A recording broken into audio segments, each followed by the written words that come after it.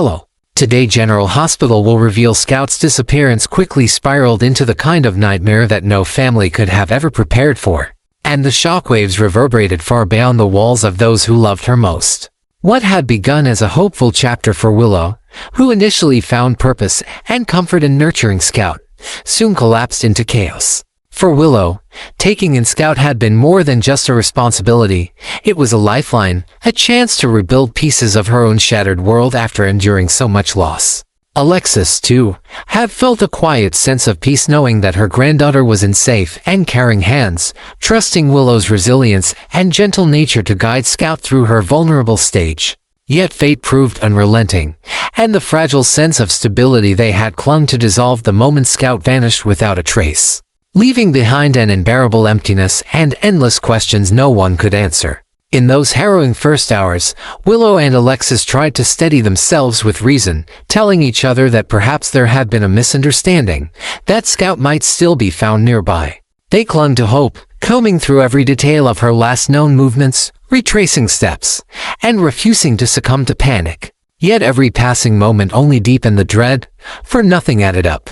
The child had seemingly disappeared into thin air, and that chilling absence pierced through every ounce of calm they tried to preserve. What had once been a household filled with cautious optimism quickly descended into despair as the reality set in. Scout was truly gone, and the answers lay buried in shadows darker than they were ready to face. Meanwhile, Drew's ordeal took the tragedy to another level. Having narrowly survived 2 bullets and a grueling surgery, he regained consciousness in a fragile state. But the reprieve of survival was fleeting, for the news that his daughter had vanished slammed into him with the force of another gunshot. Panic surged through him as the truth unfolded, and he could barely breathe under the weight of his guilt. In his mind, there was no denying the root of the disaster. Drew recognized that his own recklessness and misplaced priorities had opened the door to this nightmare. He had allowed himself to be consumed by his pursuit of Willow, blinded by desire to the point that he left Scout vulnerable. For him,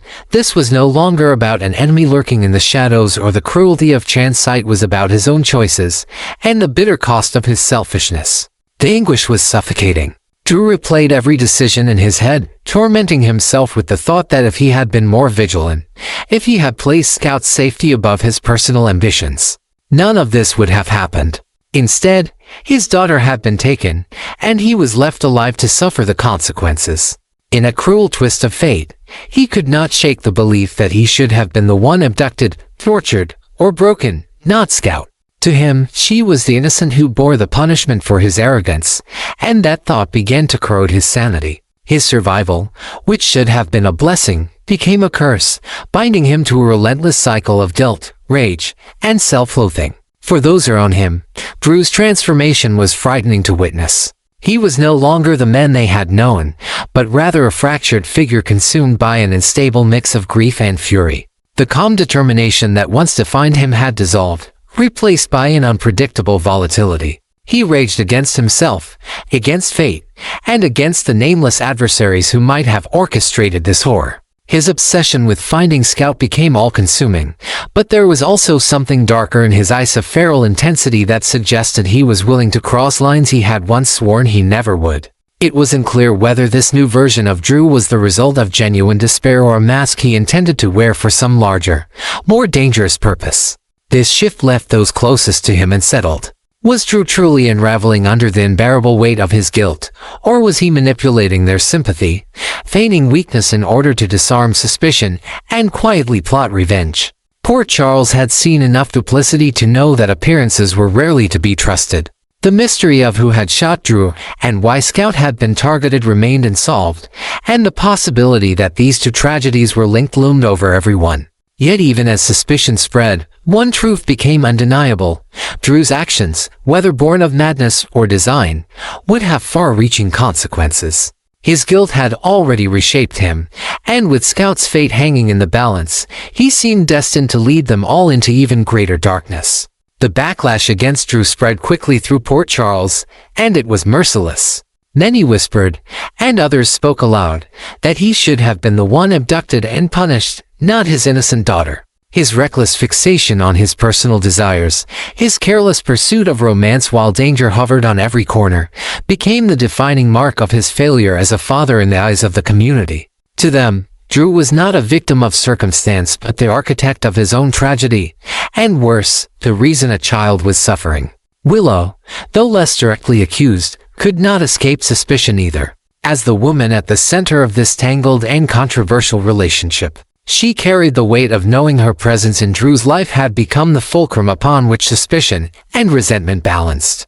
Together, their choices became the story everyone else dissected, judged, and condemned. Yet behind all the criticism, one truth eclipsed everything else: Scout was gone, and each ticking second only deepened the likelihood that she was being drawn into a fate too grim to bear imagining. While others attempted to organize search efforts, dig for leads, and hold on to the faint hope of a breakthrough, Drew's descent into darkness began in earnest. The man who once embodied a quiet confidence and pride was gone, replaced by someone fractured, volatile, and unrecognizable. His guilt devoured him, but it was more than sorrow. It became an obsession, a corrosive force that twisted his thoughts and stripped him of reason. He could not stop envisioning the worst, reliving moments when he might have prevented this, and punishing himself for the blindness that had cost his daughter her safety. Every corner of his mind became haunted by the specter of Scout, a phantom of innocence lost, and this torment steadily unhinged him. The line between grief and madness grew thinner each day. Drew's words carried a jagged edge, his movements sharp and unpredictable, as though rage itself had become his only fuel. The despair that should have left him paralyzed instead drove him into a relentless state of agitation. He no longer behaved like a father desperate for his child's safe return, behaved like a man consumed by vengeance. His gaze, once steady and determined, now burned with an unsettling intensity, as though he was less interested in recovering Scout alive than he was in finding someone to punish, to make bleed for what had been done. It was in this transformation that those around him began to question whether the Drew before them was a shattered soul or a cunning manipulator staging his collapse. Whispers circulated. Was his breakdown genuine, or was it a performance crafted to deflect suspicion while he maneuvered toward something darker? Poor Charles had witnessed enough deception to know appearances could never be trusted. Drew's alternating states of despair and fury left everyone unsettled, unable to discern whether he was truly unraveling or if he was deliberately constructing a mask of madness to shield a far more dangerous agenda. If his grief was real, then he was spiraling into a place no one could pull him back from. If it was an act, then he was playing a dangerous game that risked devouring not just himself, but everyone who stood too close.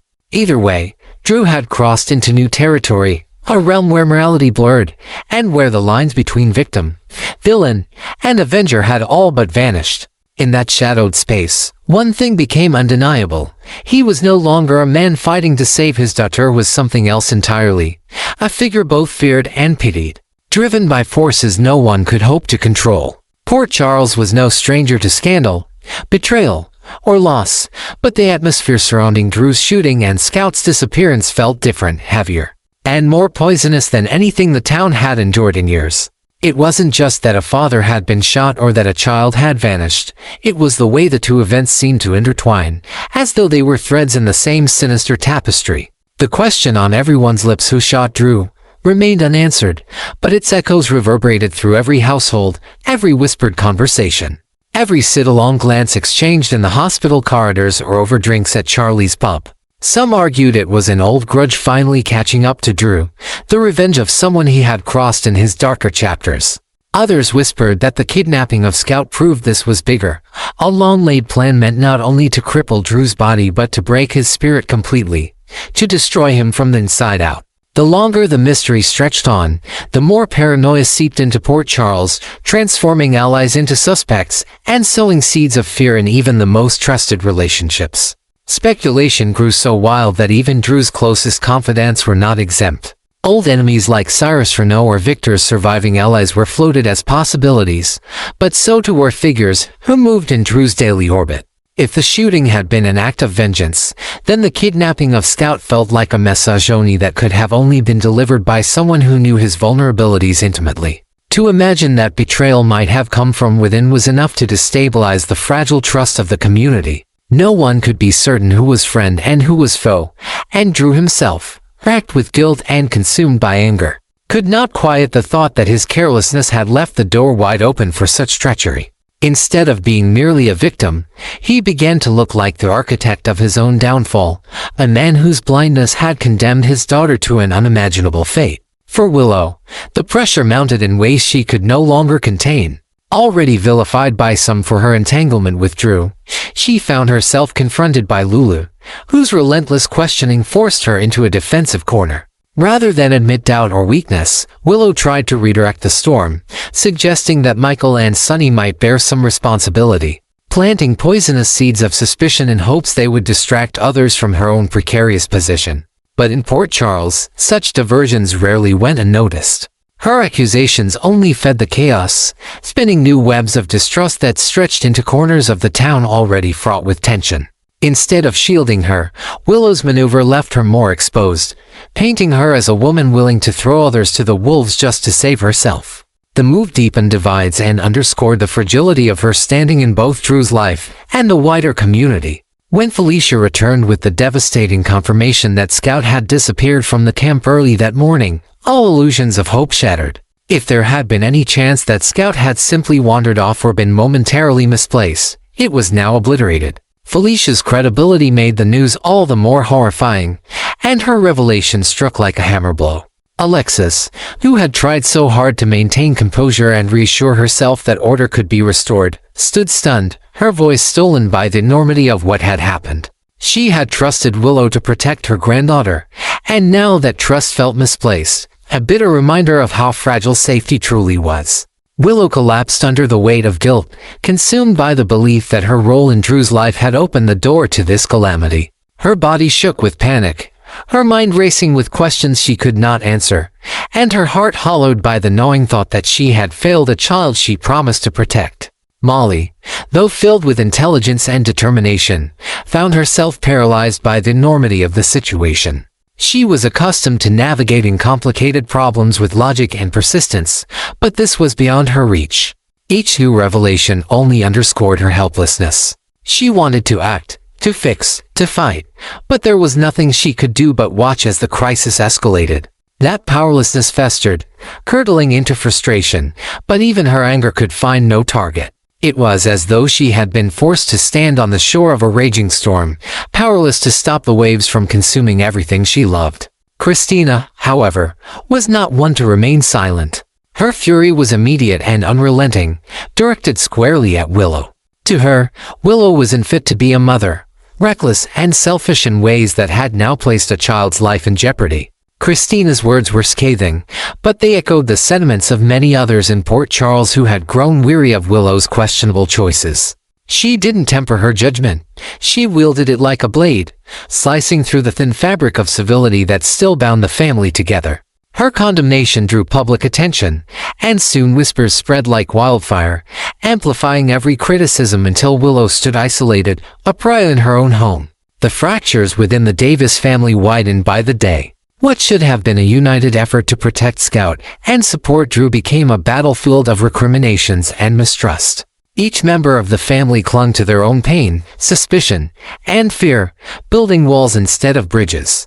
Alexis, desperate to keep order, found her authority eroding as her daughters fought bitterly. Willow, trapped between guilt and rage, lashed out when she should have sought forgiveness. Molly seethed with frustration but accomplished nothing. Christina reveled in her outrage, and willing to compromise. The once strong family bond splintered under the pressure, leaving them scattered just when they needed one another most. The city itself seemed to absorb that division. Port Charles, with its history of feuds and betrayals, was primed for collapse under the weight of this crisis. Rumors traveled faster than facts, and with each passing hour Scout remained missing. Fear metastasized into anger. Some saw Drew as a victim deserving of sympathy, but many more saw him as a flawed man who had invited this tragedy through arrogance and misplaced priorities. Others despised Willow for her role, her very presence viewed as toxic, a magnet for misfortune. And through it all, Scout's absence became the haunting center of every whispered conversation, a reminder that while adults fought among themselves, a child's life hung in the balance. As days stretched without answers, the mystery only grew darker. Was this truly a coordinated plot designed to break Drew down? Was Scout still alive, or had she already been lost to the cruelty of those who sought revenge? And perhaps most dangerously, if a leaf betrayal had come from within, how far would its consequences reach? These were the questions that gnawed at Port Charles, unraveling trust, turning love into suspicion, and transforming grief into something far more dangerous. In that suffocating uncertainty, Drew's unraveling mind, Willow's desperate maneuvering, and the Davis family's fractures all became part of a larger storm. One that threatened to consume not just their lives, but the fragile soul of the entire community. The weight of fear pressed so heavily over Port Charles that it became more than an atmosphere, it became a living presence, something that seeped into every conversation, every thought, every quiet moment of reflection. It was not just the loss of Scout that hung over the town, though that in itself was a devastating tragedy. It was the way her disappearance, paired with the shooting of Drew, symbolized something larger, something that threatened to consume the fragile sense of safety the community clung to. People began to whisper in hushed tones in the hospital waiting room, at Kelly's diner, and in the streets, their words laced with suspicion and judgment. Drew was no longer a wounded man fighting for his life. He had become a symbol of recklessness, a figure that many blamed outright for the horror that had unfolded. The contemptuous looks he received were sharper than knives, slicing through his already bruised pride and burrowing into the hollow ache of his guilt. For Drew, those looks of disdain and whispered condemnations did more damage than the bullets ever could.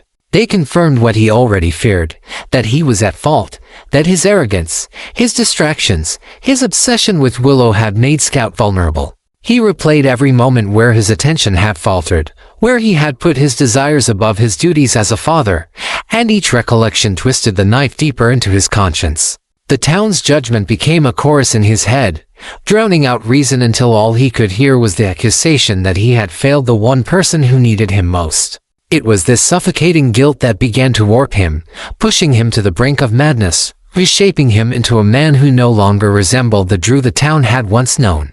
Out of that torment grew something dangerous, a transformation that frightened even those who still cared for him. His grief evolved into obsession, and his desperation to save Scout became entwined with a thirst for vengeance so feral it seemed to pulse through his very veins. At times, Drew's eyes carried a raw sorrow, the unmistakable anguish of a father yearning for his child. Yet at other times, those same eyes hardened into something unnerving, burning with a hunger not just to rescue but to destroy. His words became unpredictably pleas for forgiveness tangled with threats of retribution. His movements became sharper, his tone more cutting, as though he were standing on the edge of two selves, one broken by loss, the other remade by rage. And no one around him could tell which side was truly real. This uncertainty bred an entirely new kind of fear. Was Drew unraveling, his psyche crumbling beneath the unbearable weight of guilt, grief, and public condemnation? Or was he consciously shaping a mask, a performance designed to keep others off balance while he plotted something darker? Port Charles had long learned that appearances were rarely what they seemed. And Drew's oscillation between devastation and cold determination made it impossible to know whether he was victim or manipulator. Those who once would have rushed to defend him now kept their distance, unsure whether they were dealing with a man in pain or a man preparing for vengeance. And yet, even as Drew wrestled with his inner demons, the wider story swallowed the entire town. Scout's abduction and Drew's unraveling were no longer personal tragedies. They became the spine of a narrative that exposed everything Port Charles tried to keep buried. Old rivalries resurfaced, secrets long hidden began to leak into the open, and alliances fractured under the strain of suspicion. Each day without answers deepened the community's paranoia, peeling back facades until truths best left forgotten began to reemerge. The darkness that had always lurked beneath the surface of Port Charles was no longer lurking, it was here, consuming everything in its path. Families fractured in the wake of these events. The Davis family, once a source of strength, became a battlefield of accusations and bitterness. Willow found herself vilified not only by Christina's public scorn but by the silent doubts of others who wondered if she had played a role in drawing disaster closer. Alexis, once the voice of reason, faltered under the pressure of trying to hold her daughters together while silently battling her own fears for her granddaughter. Molly's helplessness turned to frustration, her brilliance useless in the face of such calculated cruelty. Christina's anger was merciless, her condemnation of Willow echoing louder than any attempt at unity. Instead of coming together to save Scout, the family fractured further, leaving them less capable of facing the storm that raged around them. Beyond the walls of the Davis household, the rest of Port Charles was similarly unraveling. Some looked at Drew with pity, seeing a broken man punished enough by his own grief. But many more saw him as culpable, the man whose selfishness had created the perfect conditions for tragedy. Willow was eyed with suspicion, her very presence in Drew's orbit treated as toxic. The whispers grew louder. Perhaps Scout's fate was not an accident but the byproduct of Drew's reckless pursuit of love.